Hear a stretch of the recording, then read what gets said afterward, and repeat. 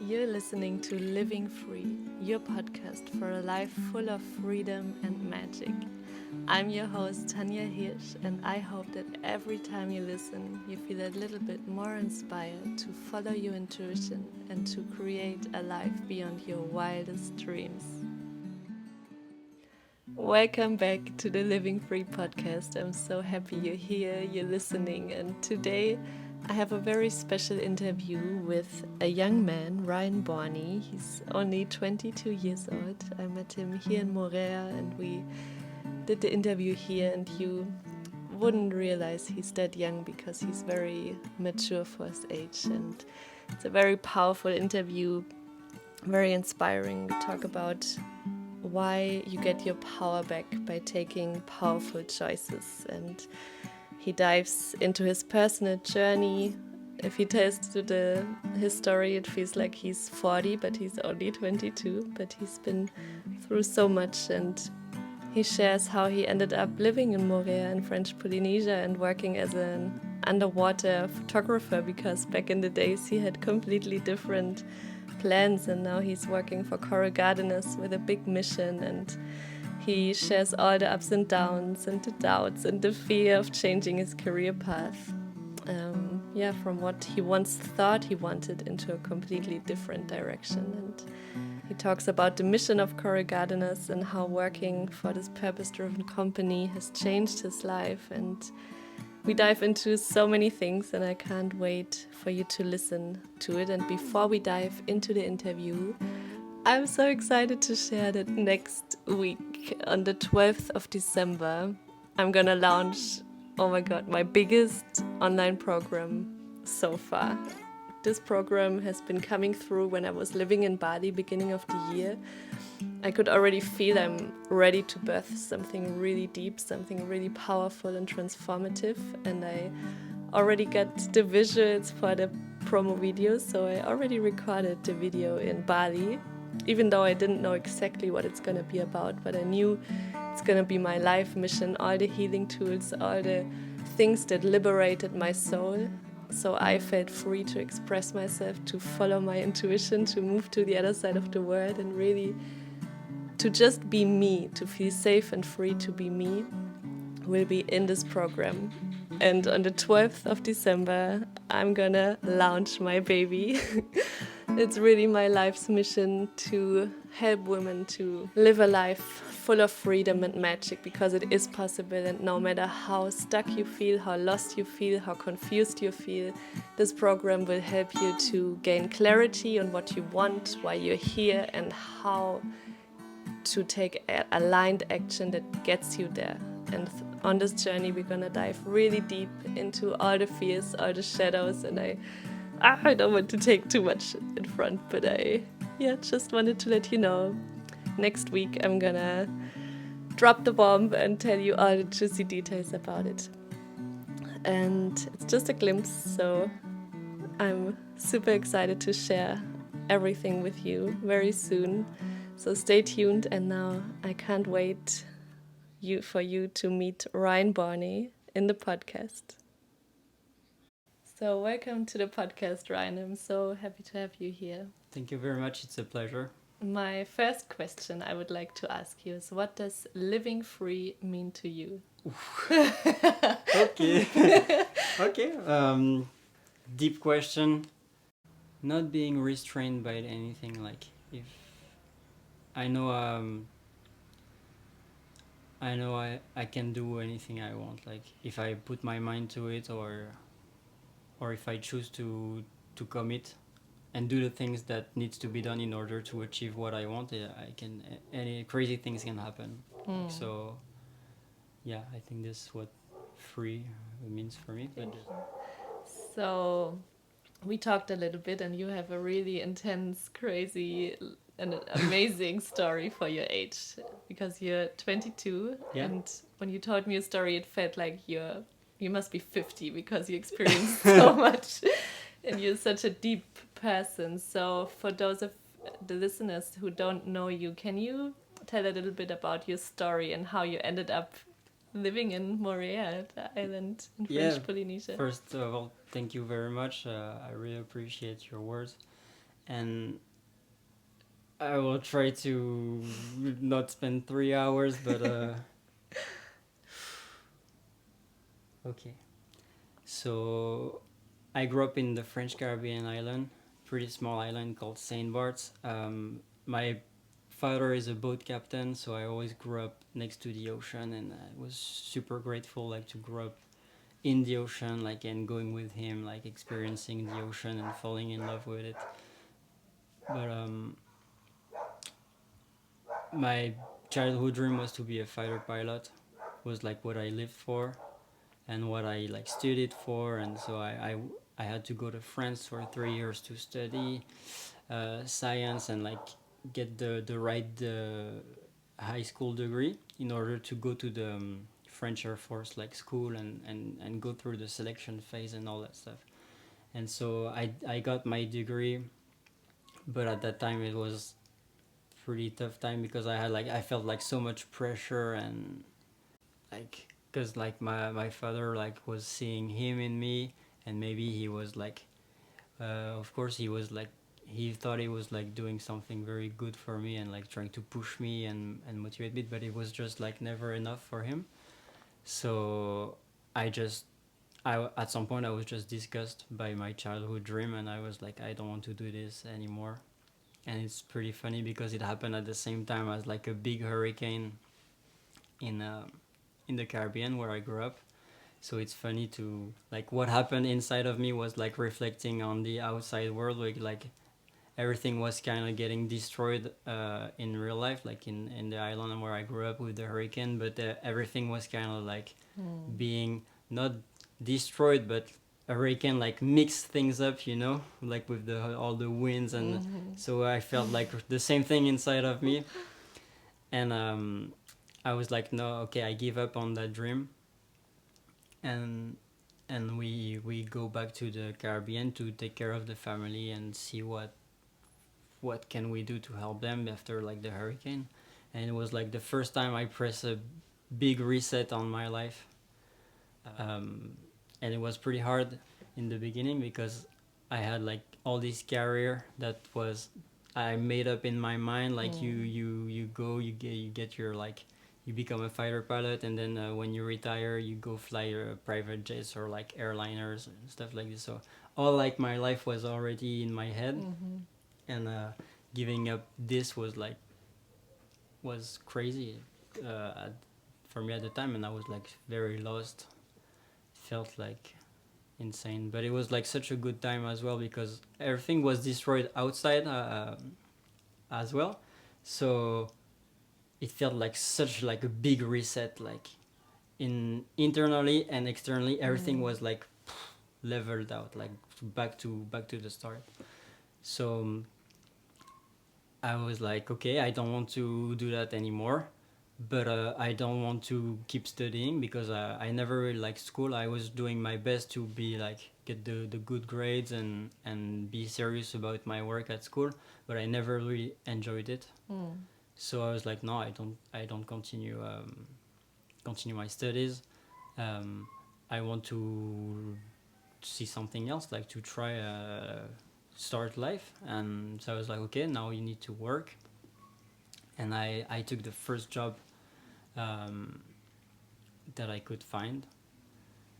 It was pretty funny. I was like 18 years old. 18 years old. I get my driver license, and maybe a week after I get on that job, which is funny job. I was doing a maintenance, like um, working on the harbor, like unloading the big containers, you know, from the ships. Always lifting heavy stuff. I was I had not the driver license for the trucks, but my boss was crazy. He was letting me like drive the big trucks full of full of stuff and full of like how do you say in English, the debris like from the hurricane, all the things that has been broken by the hurricane, like all the houses, the roof, like the all that stuff was on the road or wherever, and we were like our job was to clean. So take like sometimes it was like cars, crazy things. In the truck we put like crazy things. was insane. And so I had not the driver license for that kind of stuff, but he was, and I was happy to do it as well. It was like I felt like it's like kind of an adventure, you know.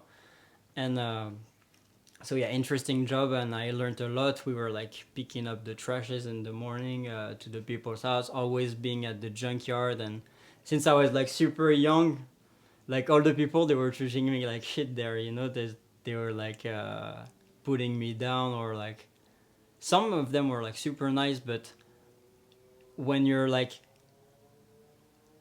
all jobs are equal, you know, all jobs are like super cool and they have value, but not all the people think like that.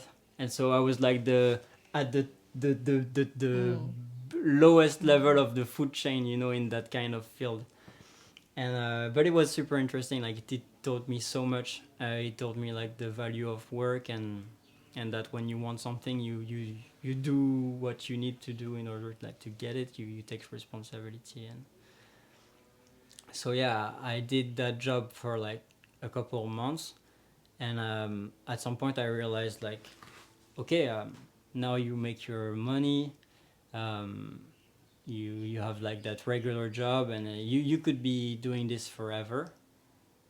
Or at that time I had like started photography as a hobby, and I said to myself like, maybe you should try to do a career in photography, like, because people, they kind of like your photos, and I mean I enjoy taking them. So I was like, okay, you can try that, but if you do it, like, don't half-ass it, just go all in. So I saved like all my money, and I bought like the best camera gear I could get at the time, because also when you start, you think like, oh, if I have the best camera, I'm gonna take the best picture, which now I found that it's not true. But concerning like camera gear, the better the camera gear, it just become more comfortable to work with, but it doesn't mean that your work is gonna be better. It's just like it kind of smoothen like the workflow a little bit, but it's like just shoot with what you have. That's how you build, like, instead of, it's cool to learn all the technicalities, and you have to learn them, but for young artists, just work really on yourself, because your most authentic self is the only thing you have to offer. That's the only thing. True. That's the only thing that can make you stand out, is like who you are really. So to know who you are and who you are not, like, you have to do the work, and so work on yourself, and I think that's how you can like really start to do interesting stuff as an artist. But yeah, that was like a small parenthesis. But so yeah, and I decided to buy that camera gear, and I was still doing that job where I was like driving the truck and all that stuff. So I did that for 1.5 years, and during that period, I was like slowly trying to find ways like to make money with photography, and the goal was to transition being a full-time photographer. And so I was in a period where I was starting to get that traction from my photography, and was starting to get like a bit more jobs and stuff. But it was crazy because I was working during the day and the regular week on my regular job, but then every time I had like a free time, I was working the other job, and it was exhausting.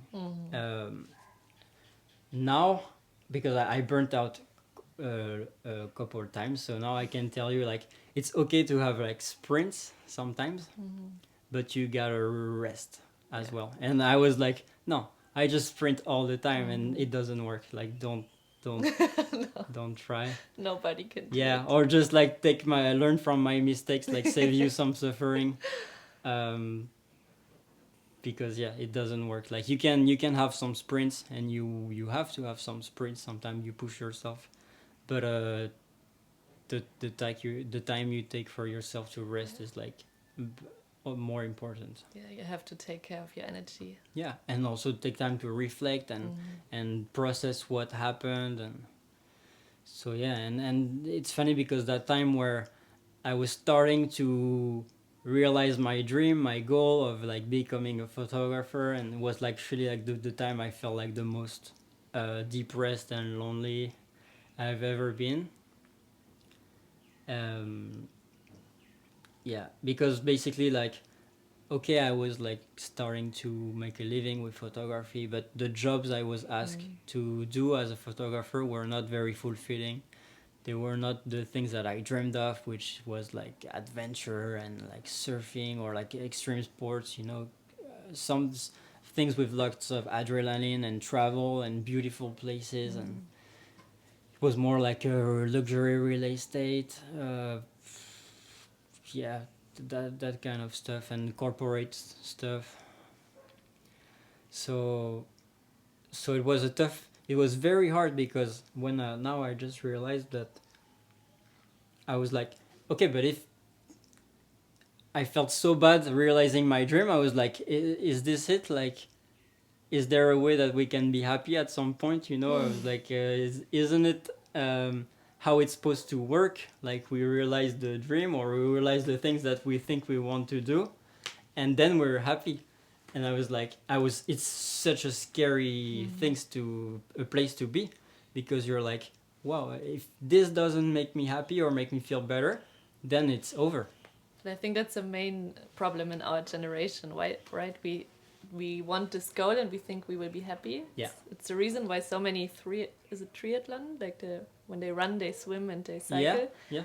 The people who join it, they have in their head that if they achieve it, they're gonna be happy, and then they do it. They train for years to get there, and then they get depressed because they don't have a goal anymore. And the reason why they did it, the happiness isn't there. They feel like a hole. And I think one of the things I learned, because I've been there too many times, it's not the goal, it's the journey to get there and the reason why and how you do it. It's not really about what you do. You can be happy in doing many kinds of jobs, but how and why you do it is what keeps you alive and what thrives you. So the photography is maybe not your purpose, your dharma, it's why and how you do it. And now when we go further, I realized that's, I think, your mission on this planet, to really, to bring your personality and your goals into the job you're doing now. But I'm too far right now. We have to go back to where you... No worries. I don't remember where we were, but it's like...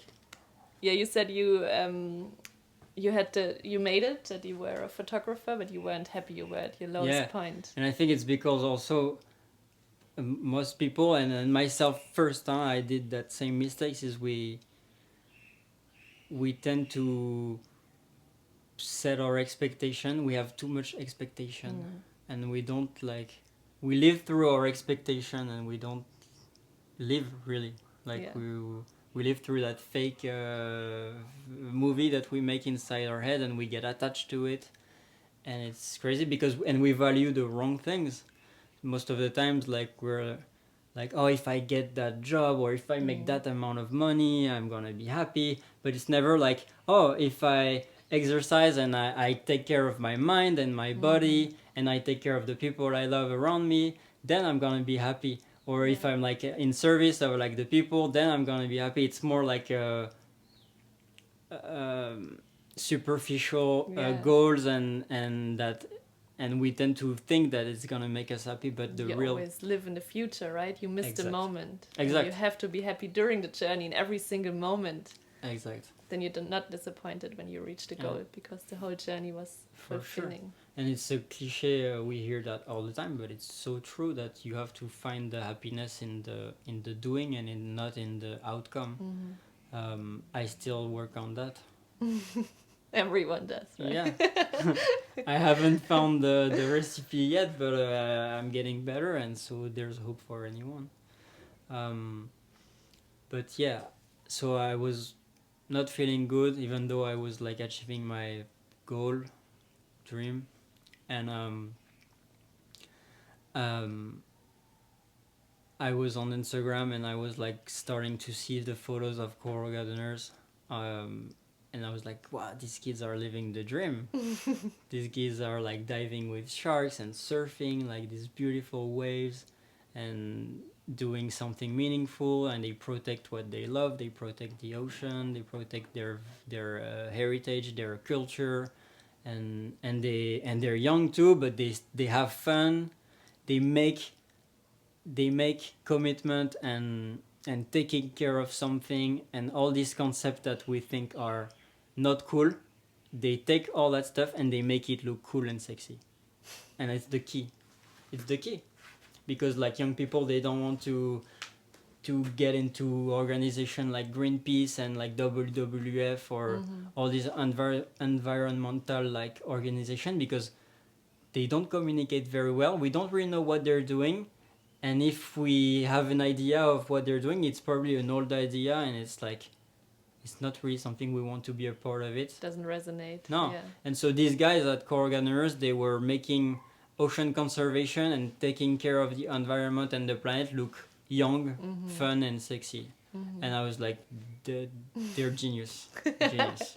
And so I saw their photos. They were like always working with like my inspiration in photography and videography, like the people I followed, and I was like in love with their work.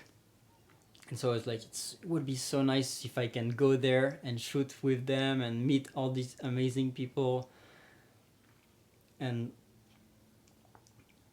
I was like, inside of me, I was so, I really wanted that to happen. But at the time, I didn't really knew like it was gonna happen. So it was funny, but after a couple weeks, I saw an Instagram story on Core Gardeners, and they were saying, hey, we're looking for a photographer, videographer, video editor. And I was looking at the story and I was like, that could be me. Like, maybe I should try to reply. I was super excited. I was like, this is my opportunity. And then like the negative voice in my head started to kick in and telling me that I'm not good enough to do that stuff. I'm not worth it, it's, yeah. Like all the negative thoughts comes, and then I'm like, okay, no, I don't reply. And I didn't reply. And after I felt so bad, I felt miserable, and I really regretted it. But I don't know how, in like a spark of enlightenment, I don't know how it happened. I told myself, I was like, okay, but if it's really what needs to happen, if it's really what you want, then don't worry, it will happen in a way or in another, and just trust the process. And I was like, okay, so I just like kind of, I was super sad, but I tried to get over it, and I keep working. And probably 4 months after, I saw a second time the same Instagram story on Coriander's account, and I was like, fuck, this time it's for me. There's no way I let this pass twice, like, because like I was lucky that the opportunity come back another time, but now I have to take it. And so I just like jump on the DM and I replied immediately. We start to chat a little bit, and I managed to get on a call with Titouan, the founder. And it was funny. It was as if we were like friends for 10 years. We just like call each other bro, and super fun. And at the end of the call, it was like quick call, like 15 minutes, something like this. And at the end, he was like, hey bro, there's a bed for you in Morea, just come. And I was like, okay, I'm coming. And so the next day I just quit my job, I quit everything, and I buy a ticket to Morea, and in 2 weeks, 2 weeks later, I'm in Morea. Wow. And it's been 2.5 years now that I'm working with Coral Gunners on ocean conservation, and it's been amazing, crazy journey. Yeah, it really is, and you're so young. Yeah.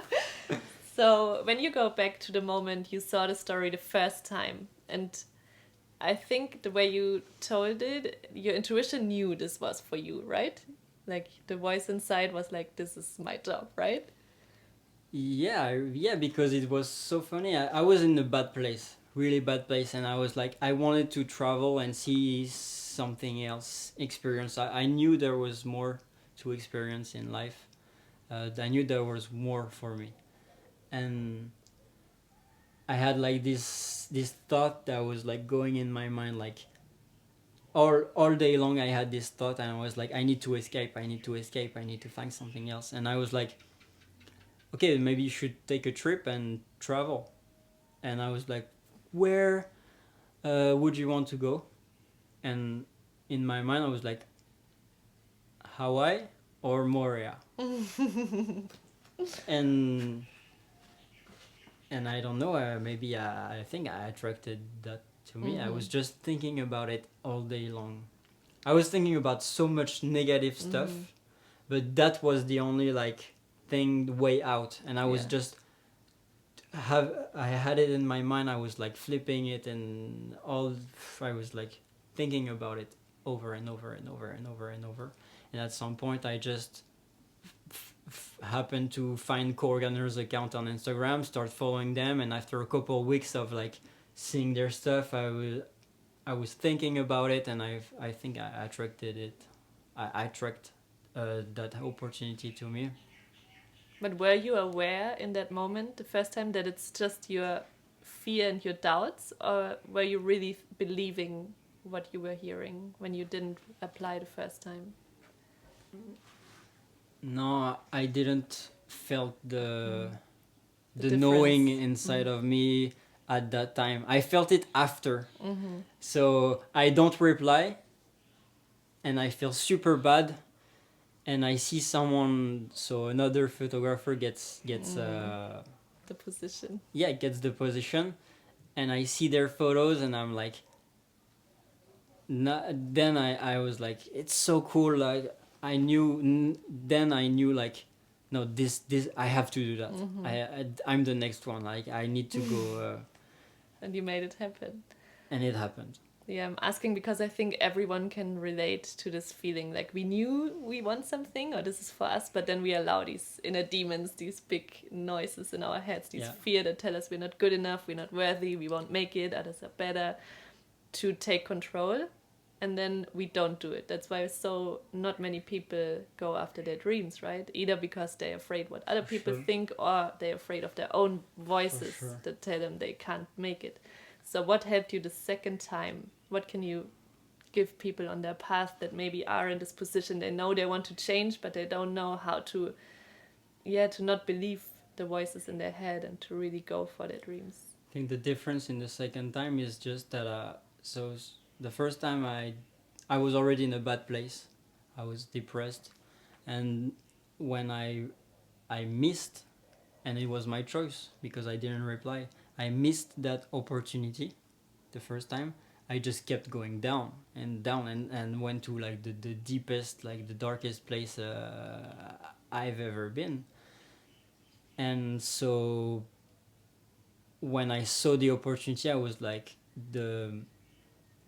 the fear of like what other people think, and the question about I am worthy of that or not, were just so small in comparison to the desire to get out of that place, you know. I just jumped on the opportunity. I was like, no, this is for me. And at that time I was like, I knew, it sounds arrogant, but I knew. I knew. No, it's not arrogant. You know, it's same thing when I was a kid. I didn't know exactly what I was gonna do for a job, but when I looked at all the job and the people and the things that people do, I was like, I don't see anything that I could do, and I knew inside of me that I would do something that I would love, but that would be very different. Like that's something that I've never seen before, or because photographer is not a new job. But the position I have at Corganers, and using my art to tell the story of Corganers, and being on that mission, our mission statement is to revolutionize ocean conservation and create a worldwide movement to save the reef. So this is something, there's no chart. This is something nobody has done before, like not on my side especially, but the whole like purpose of core gardener and the whole like mission of core gardeners is something that is new. There's no blueprint for that. There's no chart, so Yeah, it's very unique, and you yeah, have a big why. It's not about you, it's about protecting this exact planet, for like a right? bigger purpose. And Maybe we talk a little bit about coral gardeners because some might not know it, like just the mission and what you're yeah. doing, that they don't think what is coral gardeners. Oh my god, so much to say. But so coral gardeners is a reef restoration project based in Morea. It's 4.5 years old. It was founded by Titwan. He's very young as well. He's 23. And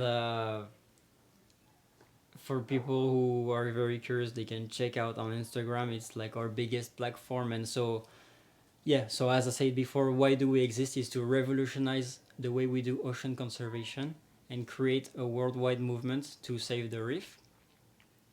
So we have 3 missions at Coral Gardeners. First of all, maybe it's interesting because to revolutionize ocean conservation, we were like, okay, but let's try to do things differently. So we see like the model of NGOs, and we saw the limits of that kind of model that NGOs have, because it's based around like volunteering, and so the people are not very committed to the mission, and it's hard to get the people with the right skills. People are like doing this like cool, on vacation, or like as a part-time, and not taking it too seriously. But we're in a time where conservation and reef restoration and environmental action have to be taken very seriously. In the next year we're gonna see a lot of new jobs being created around and it's gonna be very interesting. And I'm so glad to be part of some of the first company like this. And so we moved about last year ago. We moved from the NGO. Now we still have an NGO, but it's an organization composed with an NGO and a purpose-driven business. So what is a purpose-driven business? It's a company like any other business, but it's not for profit. It's purpose-driven, mission-driven. And our mission is to create a world where the reef no longer needs us. Which is very ambitious, but at least we try to do something. Exactly, and it's a beautiful purpose, and it's so impressive to see like men your age really going for it and committing and going 100% with their heart. I really think that's what we need. Yeah. And people, like young people, it's also because they're told that you're too young to do that. You're too no. You didn't take no for an answer. No. Like you'll be surprised. Like if you allow yourself to dream big and you do the thing properly, you take the responsibility. You can do stuff way younger. Like it's just it's kind of like, we're gonna go a bit off topic, but it's the same thing. I take this example like in Teahupo, for example, the wave. So a couple years ago, the people who were riding like the biggest waves, they were like 30 years old, 40 years old, or 25, but kind of older. But because when these guys grew up, the people who were riding the wave, they were only like adults. But with the time, the people riding this big wave were like younger and younger and younger. And so the kid who grew up watching his older brother riding the wave, ever since he's like alive, in his mind it's possible to ride this big wave. So he's like starting from another perspective, And so now we have people in Teahupo, like 30, 40 years old, 14 or 13 years old kid riding the biggest wave, like even bigger than the older guys. So it's interesting, It's not about like and it's all about like the age is just a number. Yeah. It's really just a number. uh, we tend to think like that we became an adult at like 18 years old or 21 years old, depending on the country you live in. But no, like this is just something we put in our minds. But like you can do anything that if you train and you go through the same training of like in any discipline as like the pro, you can achieve like very good result younger. Like if you start like at 15 years old to learn how to fly airplanes, you can fly airplanes at 17 years old. True. It's not, you don't have to be like 30 years old, or, you know, it's This- kind of like weird example, but it's really to for people to understand that age is just a number. If they have to take something out of that, is that age is just a number. It doesn't mean anything. And they don't have to think I'm too young or I'm too old. True, very true. Yeah. So how can people support you, like with the program of the Coral Gardeners? Can they be part of this project? Exact. So sorry, I was on the purpose-driven business. So people, they can be a bit like, sometimes they can be a bit like, oh, but it's a business. You're making money. What? How does it work? So purpose-driven business is very simple. We raise funds by selling coral adoption. So people, they can adopt a coral to support our cause. It's like a donation, but they receive like a adoption certificate, digital, and they receive like some news, like a newsletter. So they adopt a coral. This is the main way we fund the whole project, through coral adoption, selling a little bit of merch, and philanthropy. But the coral adoption and merch, they fund all the purpose-driven side, and all the money is re-injected directly into the mission. There's no profit. Like all the money is to pay the people who work there, and we don't like make a lot of money, trust me. Like, so it's the minimum to kind of live. But then all the mission is into reef restoration, raising awareness, so creating creative campaign on Instagram, for example, to raise awareness and do collaboration with brands to use their voice and like spread the message to as many people as we can. And the third mission is funded by philanthropy only. It's new, it's innovation. So we want to work with engineers from the Silicon Valley and experts in like tech to use technology and put technology in service of reef restoration and try to innovate in that field. So these are the three main mission of Coral Gardeners. Yeah. Beautiful. I'm gonna link it in the show notes how people can Can leave the adopt would be super nice. Thank you. So my pleasure. How did this mission and working with Coral Gardeners impact you as a person, and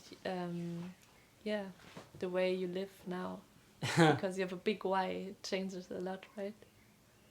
Yeah, it was not easy always to see the why, but my experience with Coral Gardeners is crazy, changed like everything in my life. Like when I arrived here and did, like on my first day in Morea, I was like, okay, this is another reset. I pressed the reset button on my life for a second time. And it's been 2.5 years, and it's these 2.5 years that felt like a lifetime.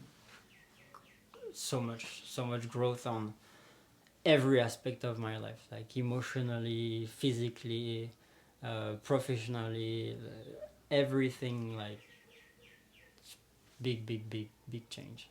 Crazy.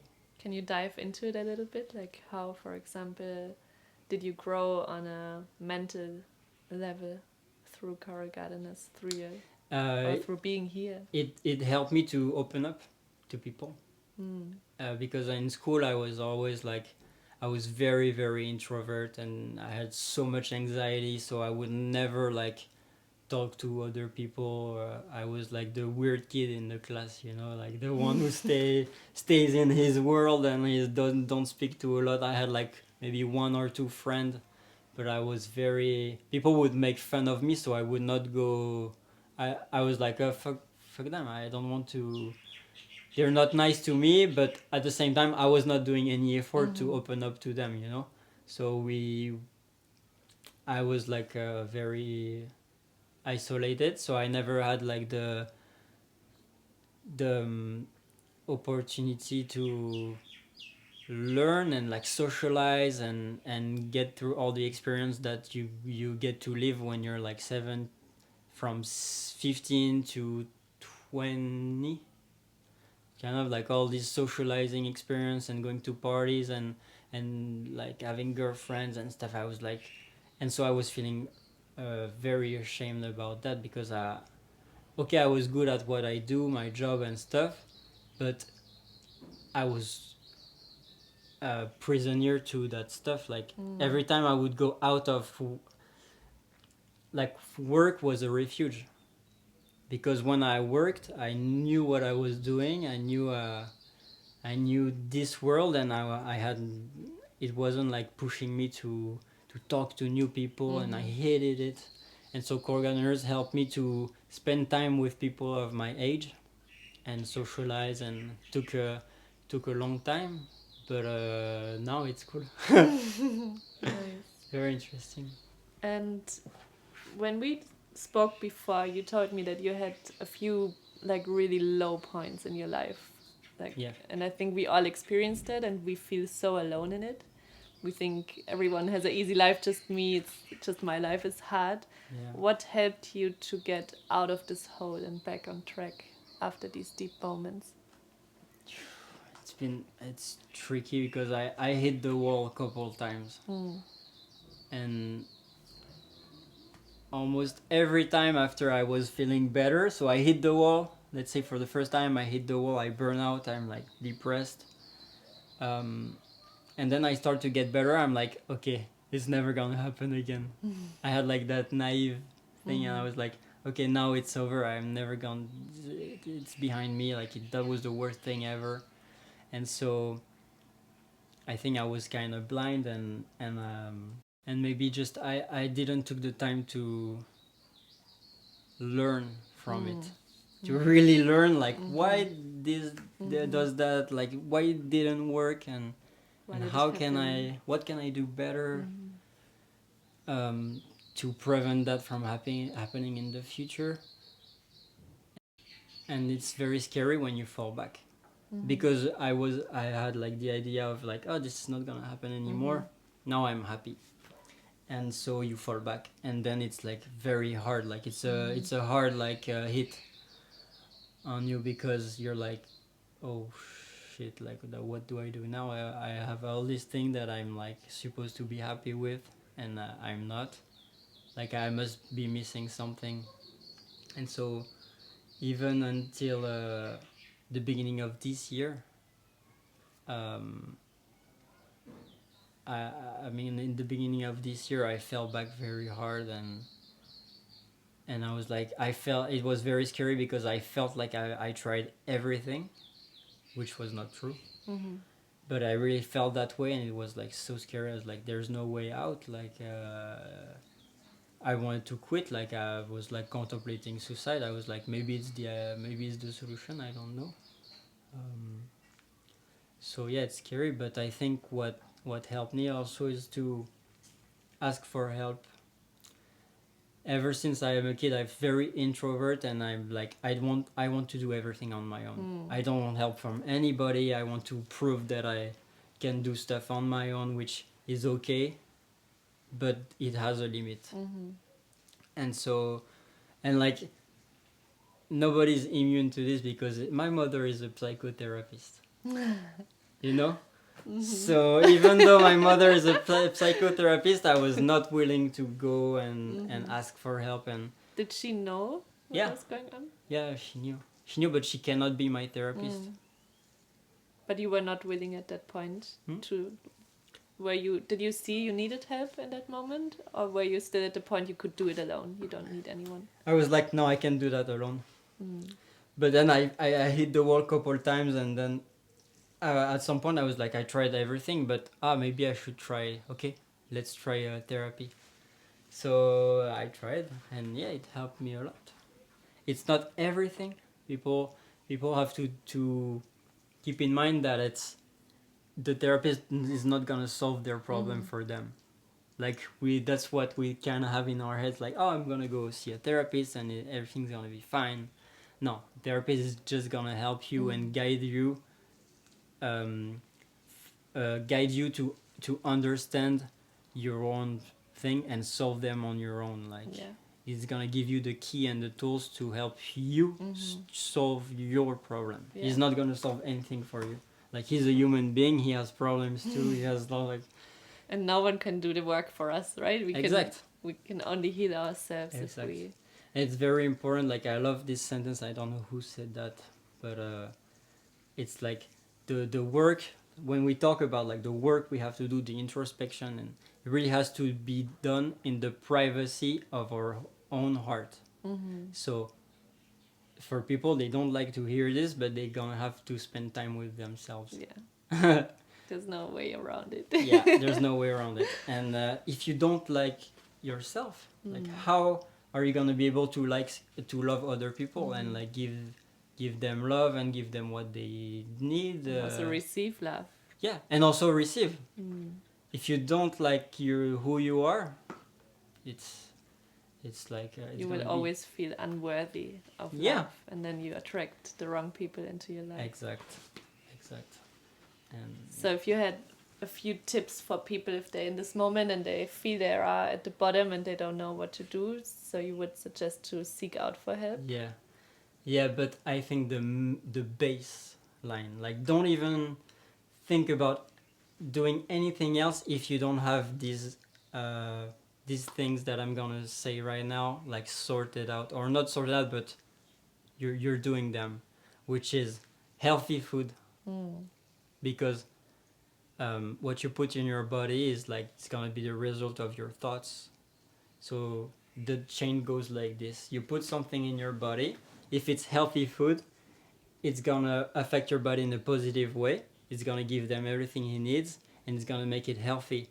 If your body is healthy, your brain is healthy, you're gonna have good thoughts. Good thoughts are gonna create good thinking, and good thinking over a long period of time is gonna bring you all the positive things in your life. So it starts with the food. Like, you are what you eat. If you eat shit, and you're gonna feel like shit.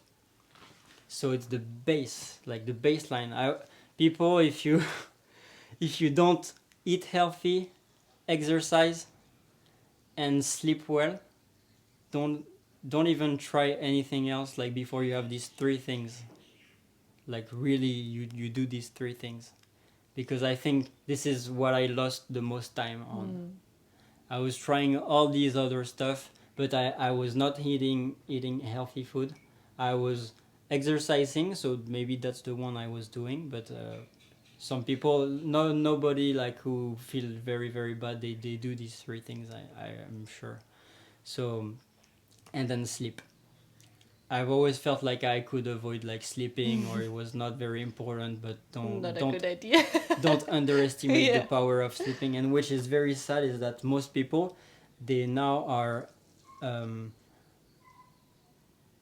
they are now used to be in a state of sleep deprivation. So for them it's like the normal state, but they don't realize that they're missing, like, you need good sleep, healthy food, exercise. And also what I found out for myself and my students is to spend time in nature, because we are part of nature. And I think the more we are disconnected from ourselves, the more we are disconnected from nature. So even just spending time in nature can help, for sure, get the connection back to yourself.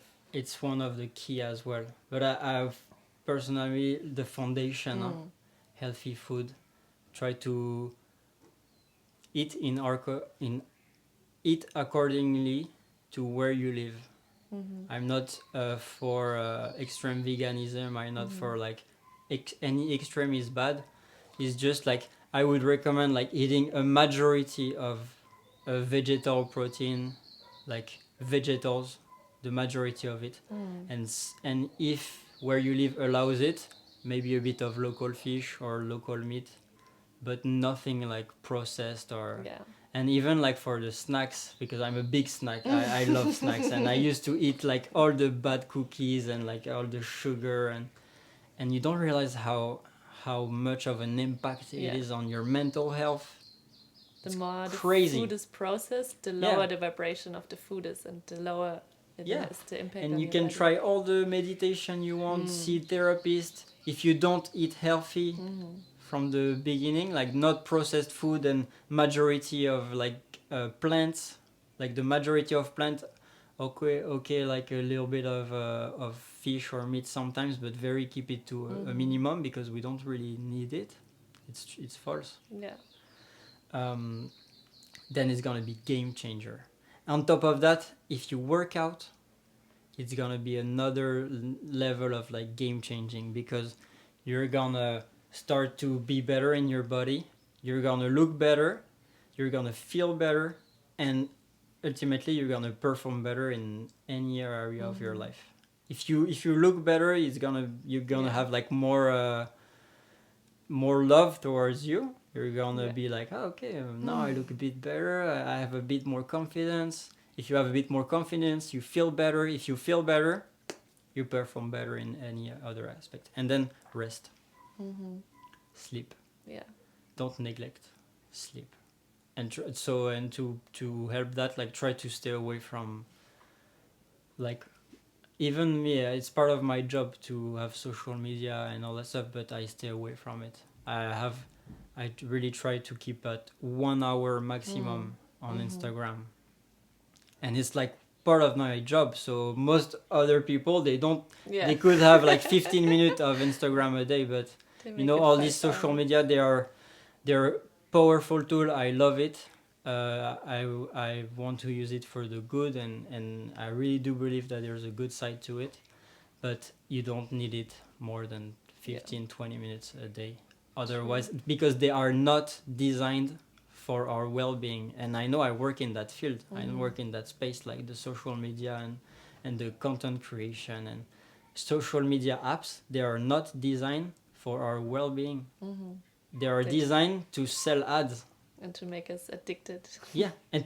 And they are designed to keep the consumer on the app as long as possible, through all the brain tricks and the neuroscience tricks that the companies like Instagram spend billions of dollars to pay UX designer to design apps that are addictive. It's really addictive. Like, it's the same addiction as like cocaine or like drugs. They work with gaming addicted people together, so did you know that? It's crazy. That's why if you open the app and you see the likes, it doesn't show up immediately. It always takes like 2 or 3 seconds, and that's when you am I liked? This is UX. UX design. It's all like using the neuroscience tricks and because it's not a secret. We know the neuroscientists, they know what the brain likes. And so if they're paid by a big company to get with UX designer, they design apps that are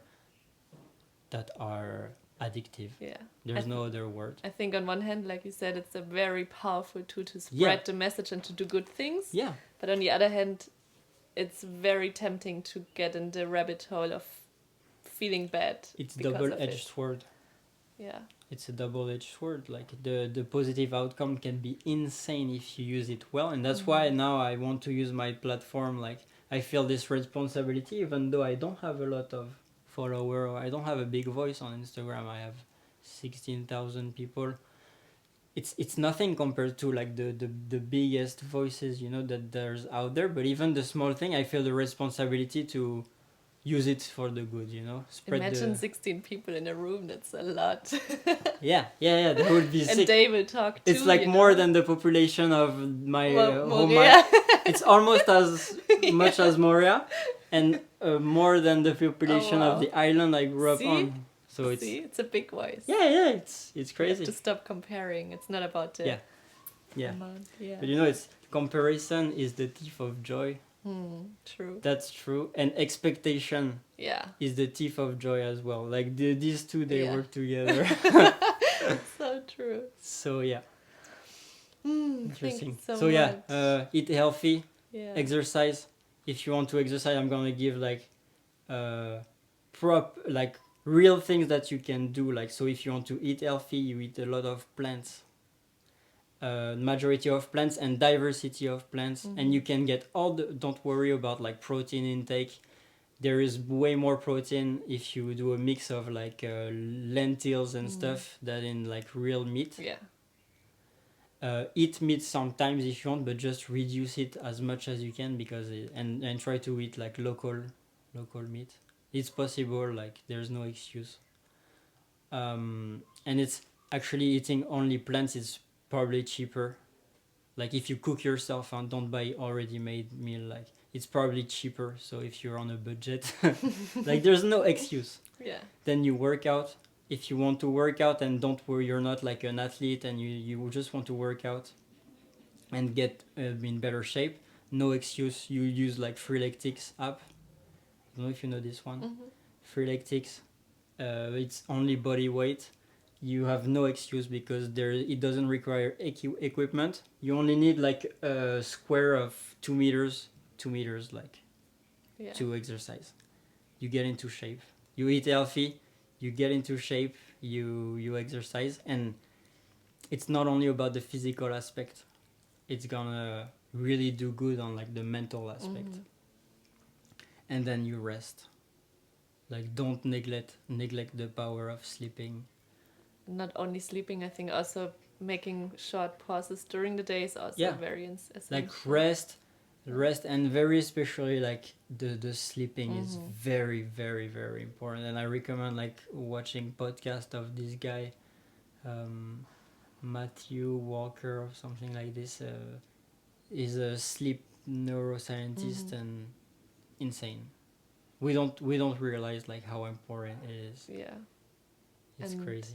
A healthy body is the foundation that we can also dive deeper and discover why do we feel like this in the first place, our mental health and our emotional health. And when you start taking care of that stuff, you naturally are drawn to keep going because it feels better, and to work on yourself and get deeper, and you're like more interested like because you remove so much noise. It's all about like removing the noise. In society we're always like stimulated by ads and social media, like bling bling bling, like bells and whistles that telling us, oh look, you are not enough of that, you are not pretty because you don't look like that, you don't have that car, you don't have that fancy shoes, you don't have no, but shut up. You know, you just like remove yourself from all that stuff. You don't go too much on social media. It's really not good for you. It's not designed for your well-being. Don't think that it's like it for you. Like people who design this stuff, they have other interests than your well-being. But it's still a great app. But just use it wisely. Yeah. Use it with purpose and use it being conscious about all those things. And even when you're conscious, it's tricky because it's designed to get you addicted. And they are good at it. Yeah, they pay billions of dollars to design these apps. So I think that's the first steps. And after you start the introspection work, like you learn as much as you can. It's not because you left school that you stop learning. Otherwise you're gonna hit another wall that I hit in the beginning of the year. I felt very bad because I felt like I was not learning anymore. And I realized that it was my fault. I stopped learning.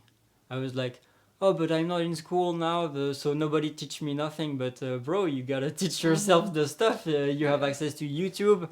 And I knew it because my job, photography and videography, I learned everything I know about it from YouTube. So, but I was just stuck in this pattern, in this thing. I was like, oh, I can only learn this on YouTube. But no, this year I learned like mechanic. So now I take care of my car and I save like a lot of money doing it. The possibilities are endless. And I started reading. Before like 22 years old, I probably never wrote a book, a full book. Oh, really? I hated it. I was like, this is not for me. And I wanted to avoid it for as long as I could. And at some point I was just like facing the truth. I was like, okay, maybe you should start reading. And it's game changer. Game changer. There's no other way.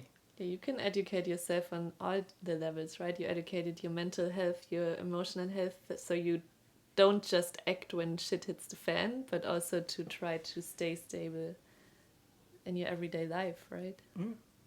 It's game changer, and you can learn anything. Yeah. And it's crazy because we tend to think that so many things of our life are out of our control, or there's like these mysteries of life. Like the most common one are like, oh, the mystery of love. Fuck, there's no mystery. Like if you did the work, or like the mystery of like sexuality, you know, all that kind of stuff. Like it's the mystery. But no, if you sit down, take a book, and educate yourself on the subject, you'll learn that it's like not a mystery. It's like there's actually like people and scientists who are doing their studies for they dedicate their life to study these topics, and in 3 days you can read a book and elevate yourself above the 99% of the people, because they don't take time to educate themselves on such important subject of like emotional relationship, like love. Sexuality is a big one, crazy. Like we could talk for hours about this, but the the way we leave young people on their own to learn about this stuff is crazy, and it's creating so much harm. Insane. True. And we just have to I swear a lot, but to fucking sit down, take a book, and remove our ego, because everyone's like, oh no, I don't need to learn about like love and all that stuff. Like I know it, you know. We think we know it. We know nothing. No. True. So we have to stay humble. Stay humble and like learn. Be a lifelong learner. Like there's I will remember this all the time. Like my grandfather, he told me, and I really love him. He's like, he's still alive and he's young in his head, but his body getting older, you know. And he was one of the best pilots like ever, like a fighter pilot. He did crazy things. If you would see his life in a movie, you would be like, oh, this can't be real. It's not possible. It's too much, like too much. Come on. But he did insane things. After, I don't judge, like he was a warrior. So it's another lifestyle. It's another part of history, and I was not living in the same time as he lived. So he was a warrior. That's what he does. He was flying planes and fight with planes. But in this field, his craft, he was just the master of it. And his advice was just learn as many things as you can. Never stop. And anything can be anything. You might think like, oh, this is not interesting, like math, or you meet someone who has a funny hobby, and he talks about you. He talks to you about his hobby, and you're like, "Oh, this guy is stupid." But no, learn from him too. Learn every single thing you learn, and you take it, and you keep it for yourself. And the more information you have, the more data you have to process life. You know, to navigate life. So it's so valuable. I don't realize it fully, you know? Yeah, and we never stop learning. Sometimes most of the times, every time I think I have it all figured out now, you know, that's when I realize I don't. Exact. When you have the right mindset, you never stop learning. But I think a lot of people, they stop learning because they think, because they in their head, like oh, I'm not in school anymore. I'm an adult now. You know, it's kind of like this cliche. When we were kids, we were like, we look up at adults and we're like, oh, these guys have everything figured out. But in reality, like, no, no, you know? It never stops. So it's interesting to realize that, and so to act on it and learn now I went from, and you see, it can go fast. From on less than a year, I went from almost never have ever like read a book to now I read every night. That's beautiful. Every night, and since the beginning of the year I read probably like 10, 15 books, something like this. Some people read a lot more, but I do No, it's I do very- my Yeah. Do you have any other advice you would like to give to the listeners? Can be on anything you learned during your journey, something you would love to share with the audience. yeah, I think it really comes down to realizing that we have the power. um, don't give your power away. Don't. That's like very the base advice, but it sounds like very abstract. But don't. You have to realize that life is a choice, and you are the only responsible for how you react to what is happening. I'm not saying that you are responsible for what happens to you. Like, we don't control all this everything, but this is very important. This is like the most important thing. You are responsible for how do you react to what happens. So it's you are responsible for how do you react to what happens to you. So true. And this is game changer, because then you realize that life is a choice, and everything that happen in your life, or everything that you do, you're choosing. And so when you're aware that you make the choice, you're choosing something, it gives you the power. You are in control because you make the choice. Like, I go to this work every day because I choose.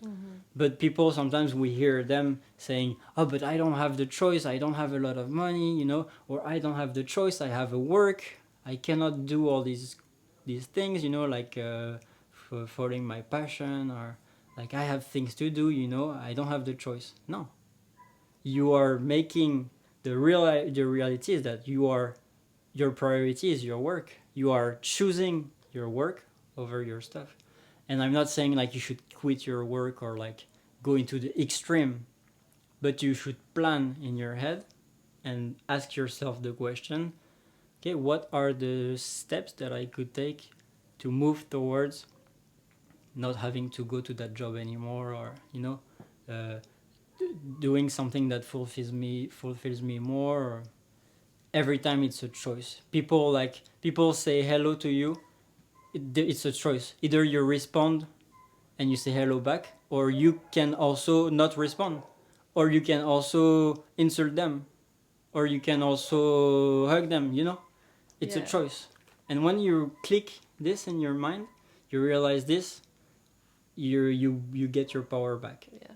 And this those like tricky topic, but I was like, so it's an experience I had in my journey as well. Like, recently I was in the car, and I love music. I wanted to listen to some music.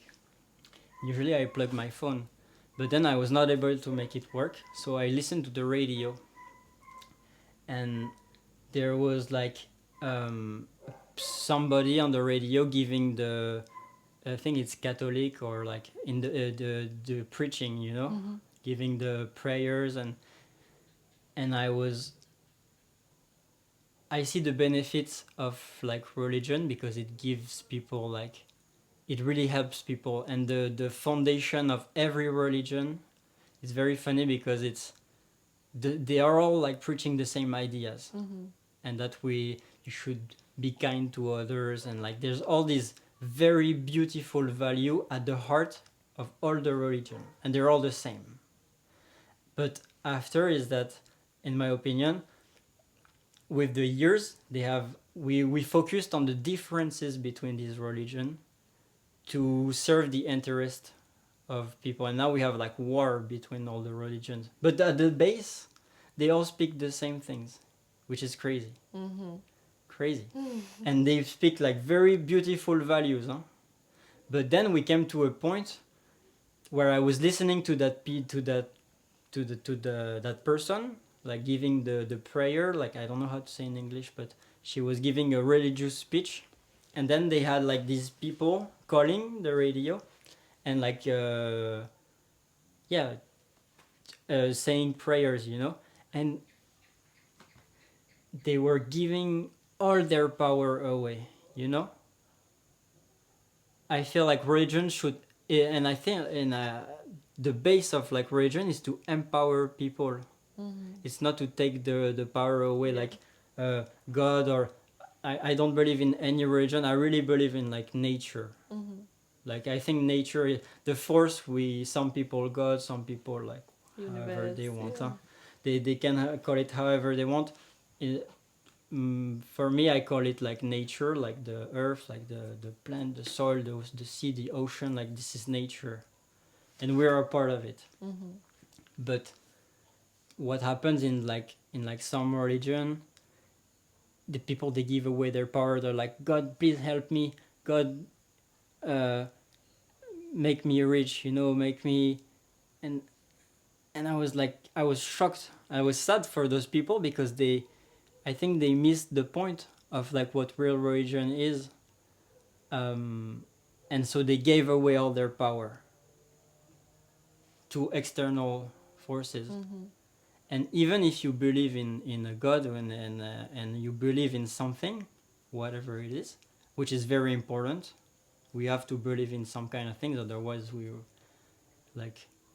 like what's the point of Yeah. living? You know, you're like you don't have anything. If you don't believe in anything, like no, I don't speak about God or whatever, but if you don't believe in anything, and like maybe just your thing is that you believe in life after death, or like if you don't have any belief, you're gonna have a hard time, I think, because as humans, our brains are a machine that only tries to make sense of what is happening to us. So that's why we have like all these belief systems, I think.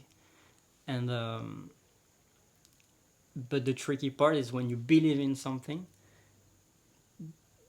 be aware and be conscious so that you don't give your power away with it. Like in the end, it's I love this sentence from Invictus, like the poem. It's I am the captain of my soul. You know, it's the full sentence. I am the master of my faith, the captain of my soul. That's it. Like I am, and the rest is like. So true. Thank you so much for sharing. I think many people can resonate with the words you just shared. And there's one last question that I ask every Okay. podcast guest. So imagine you're a younger version of yourself. Maybe there pops up a picture where you're a child, or maybe it was just a couple of years ago. Okay. And through your journey, you discovered so many lessons and something you know now that would have helped you back then. Yeah. What would be Yeah. the Okay. message to your younger self? Yeah. What would it be? It's a deep one. I would tell him like get ready.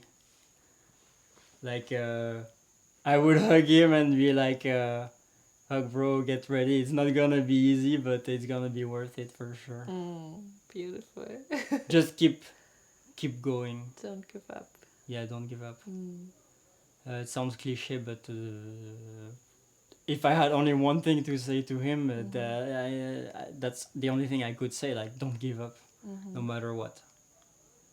Yeah, Very because I would not powerful. have the time to tell him everything, you know. Yeah. But No. Just one message. yeah, voilà. There you go. One message. So yeah, just yeah, it's not gonna be easy, but don't give up. Beautiful. So how can people connect with you and watch the art that you're creating and the work that you're sharing? So I only have one platform. It's Instagram. I try to stay away from it as much as I can, but I allow myself like 1 hour a day, and yeah, people can feel free to message me, send me a DM. I try to be very accessible and reply to everyone. I love connecting with people, and like when they send me questions or we just discuss about deep topics. Maybe you share your name on Yeah. on Instagram, and I will also link it in the show notes. Yeah, it's just my name. It's Ryan, RYAN underscore BORNE, Borne. It's my family name. Okay. Yeah, so thank you so much for this conversation. I'm very impressed Oh, thank you for having me. It was a pleasure. how mature you are for your age. And I will see you at Coral Gardeners for sure. Yeah, no worries. Let's keep in touch. I hope this interview was as inspiring for you as it was for me. I loved talking with Ryan, and I see him every time I teach yoga here at Coral Gardeners, and he promised he has to join the yoga class because he always disappears when I start teaching. So this week he will be forced to join my yoga class, and I'm really excited about it. And if you have any questions, connect with him. I link his profile in the show notes. And yeah, I think Ryan is a really living example that age is just a number, and it's your experience and what you make out of it, and you really get your power back if you take powerful choices, and it's in your hand. No one can do this for you. So connect with us, let us know what you took out of it, and I see you next week when I'm gonna launch my program.